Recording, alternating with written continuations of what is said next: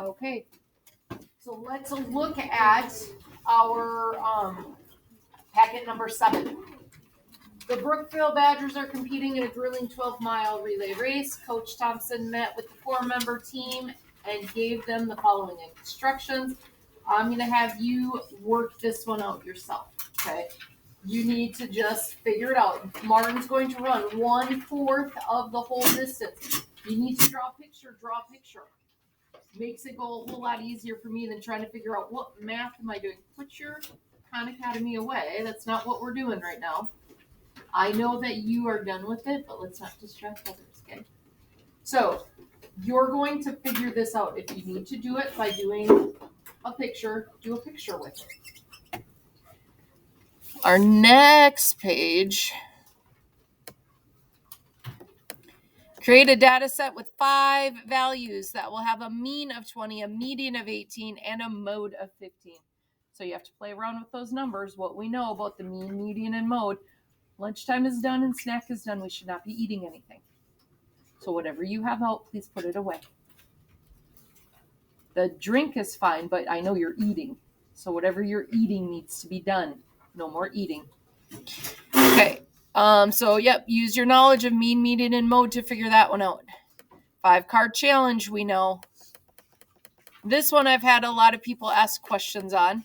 Now, you can't really see the shaded area on the scan that I have, but we know the shaded goes around like this, right? So when it says area of the figure, they're talking about the full rectangle. So we want the area of that full rectangle. How do we find the area of a rectangle, Izzy? The length times. Length times width. Okay. Then it says the area of the shaded region. So we need to figure out, this is a goofy shape because it's got a circle and a square taken out of it. So we don't want that circle and the square. We only want what's left, the shaded. So what do we do to find that, Joseph?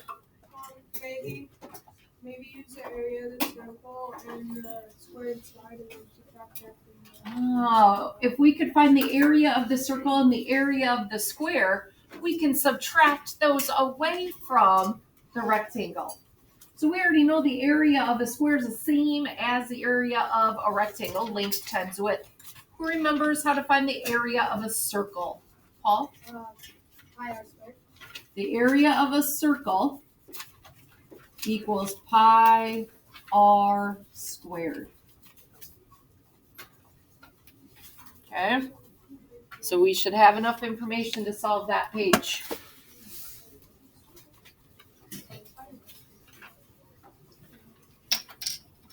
Now, I know it's in black and white. It says there are 2 colors, yellow and red. Can you figure out which the yellow is? Yeah. The yellow is the one that is the light color. Oh. 1, 1, 1, 1. Well, that's an easy one, isn't it? Then we look at the area of the red. Those are the dark colors. What we need to do is complete the entire table. So you're going to need to figure out what the pattern is. Telling you this much, I got the pattern by looking at my total blocks. So I looked at it and went, oh, these are my fun numbers. And it helped me figure out what the pattern is. Colin? I found the rule for the red box. We're not going to talk about rules right now. Okay, so we know that we could fill in 1s for all the yellows. That was an easy. How many reds are in our first figure? 0. So our total blocks is 1. How many reds are in our second figure? So how many total blocks? 9. How many reds are in our third figure? Andrea? 20. How many reds? 24. 24. So how many are there altogether?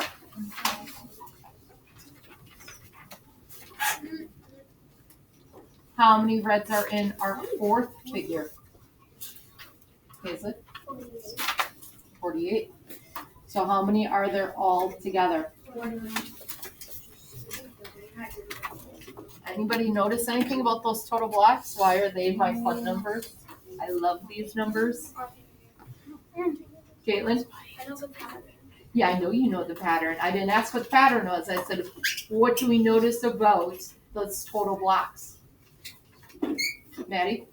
They're like this square. They're perfect squares. 1 is the perfect square of what? 1. 9 is the perfect square of what? 25 is the perfect square of what? 49. 49 is the perfect square of what, Naveen? 7. Find the pattern. If you know what the total blocks are and you know what the yellow blocks are, you can figure out the red blocks pretty easy.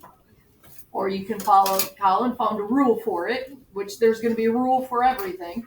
Okay, so you could find the rules for the red blocks. You could find the rule for the total blocks. I just, in completing the first 4 figures, I found my pattern with the total blocks, so I was able to figure out the red blocks.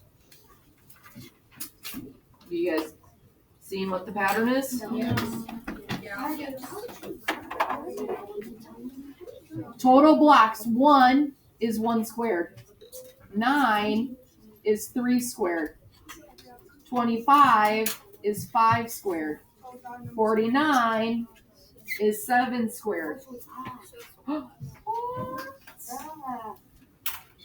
it's plus 2 each time.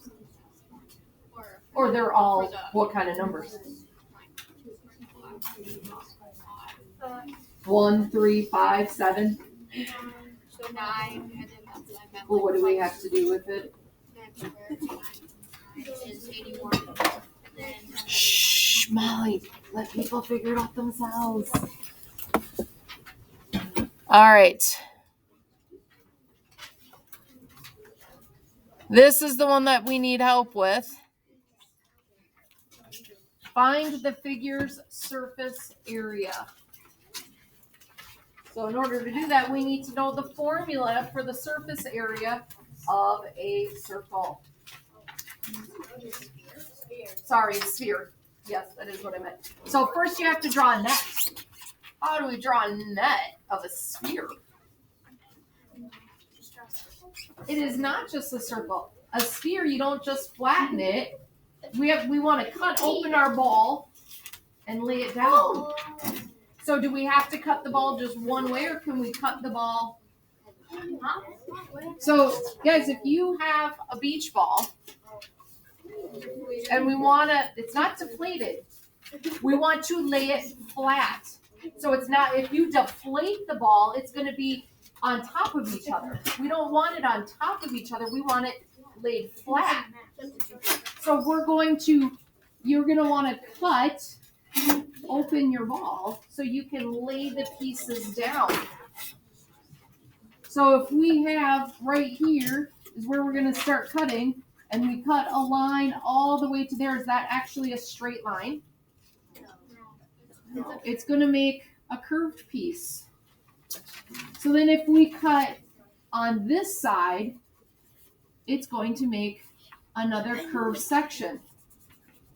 So then we cut going down the back, it's going to make another curved section, another curved section. So imagine that we fold it up. It all depends on how big we make it. So we could make our net looking like this, where we're just going to fold it up like that.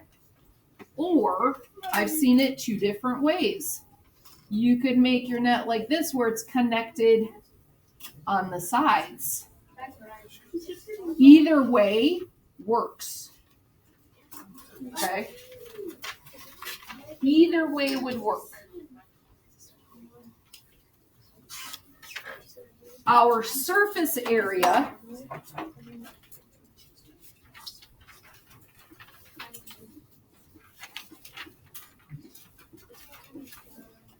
equals 4 pi r squared. 4 pi r squared. Write it down so you know the formula. 4 pi r squared.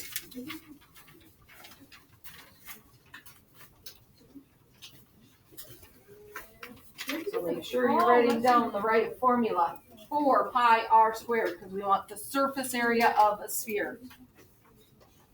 Everybody get that written down?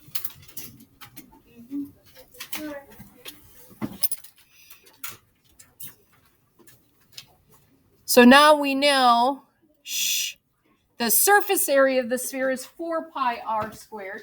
Now we want to know the volume of the sphere. So again, we need to write down this formula. Volume of a sphere. 4/3 pi r cubed. So you could do 4 pi r cubed divided by 3. Or you could say 4/3 pi r cubed. It means the same thing. So 4 times pi times r cubed divided by 3.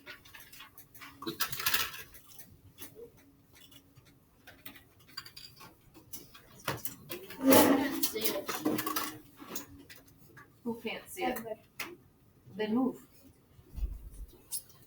Or ask a friend at your table.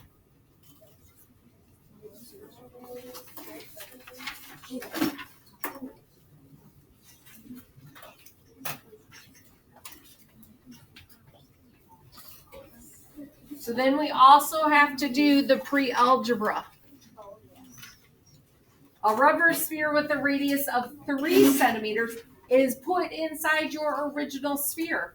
What percentage of the original sphere's volume remains available?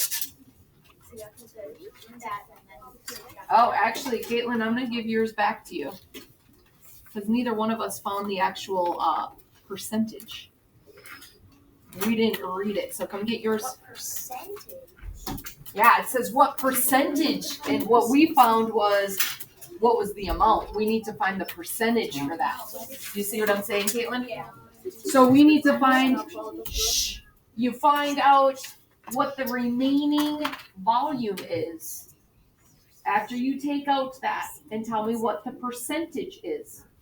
So once you find the remaining amount, then find what percentage of the original sphere is that.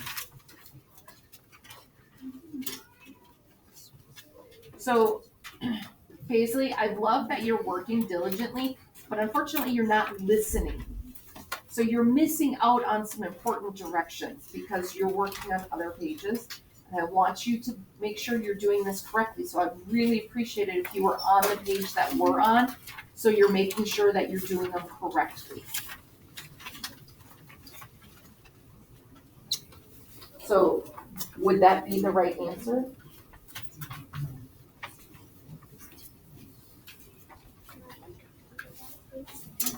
What?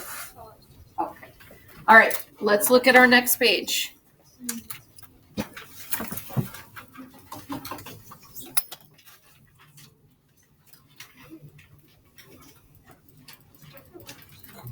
Fibonacci numbers. Fibonacci numbers are fun. It is a number sequence that the sum of the previous two numbers is the next number. So if we look at,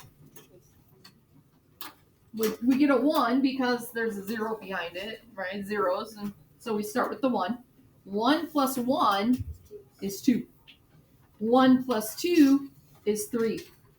2 plus 3 is 5. 3 plus 5 is 8. No, I did that wrong. Yeah. Not 3 plus 5. Yeah, 3 plus 5, yeah. Oh, it is. Oh, it is. Okay, I'm second guessing myself. 3 plus 5 is 8. 5 plus 8, 13. So you need to continue the pattern down and see how it grows. That's all you have to do is fill in the Fibonacci numbers. The frequency with which these numbers appear in mathematics is astounding. You will explore patterns and applications of the Fibonacci sequence in our logic packets later this year. So we need to learn and understand the Fibonacci numbers because we're going to be using them more. Or just these, are they supposed to be called Math or logic. It's a logic page of the math packet. So they're not all logic pages. All right. Mean, median, and mode. You need to be filling in your daily, recording your daily amounts. If you're one of my friends who don't have a phone, so you're never on the phone, then you put zeros. Okay. If you have some zeros, like let's say we watched the TV for 4 days, but then 3 days we didn't watch any TV because we were super busy, and we put zeros there, that's still data. Okay, they don't just fall out. That's still data that we use. So when you put your numbers in order, you still pay attention to those. Andrea? What if you were like grounded for 5 out of the 7 days? You could be on your phone. Are you still grounded? Well, you're not grounded anymore. The packet's not due until the 15th. So use your scores from now on. Cool. Are we for the computer? Are we talking in school too? Yes. Easily.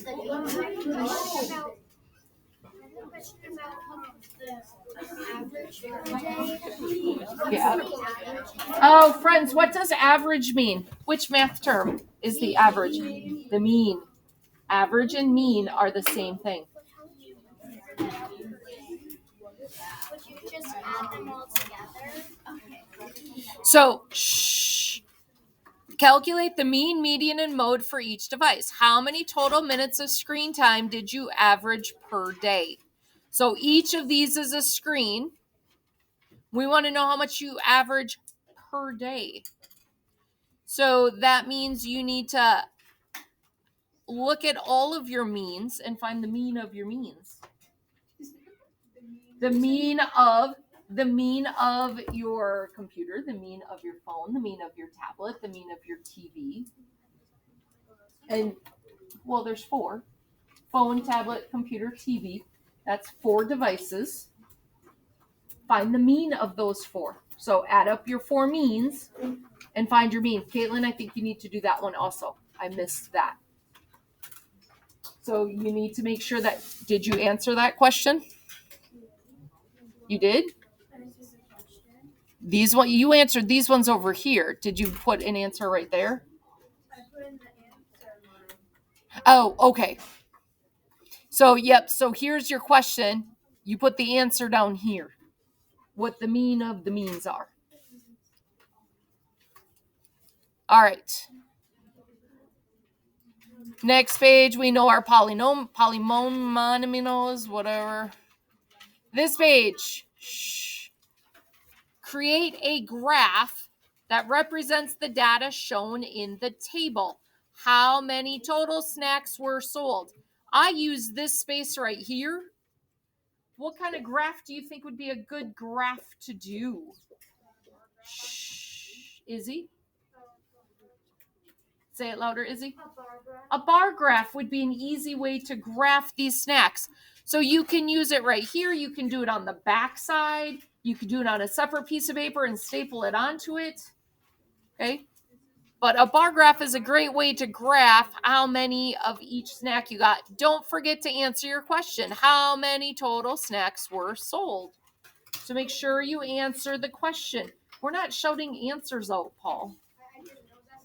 Oh, what's your question? This is your data, and you're supposed to create a graph using this data. Okay? Okay. Any other questions about the math packet? All right, I'm going to stop.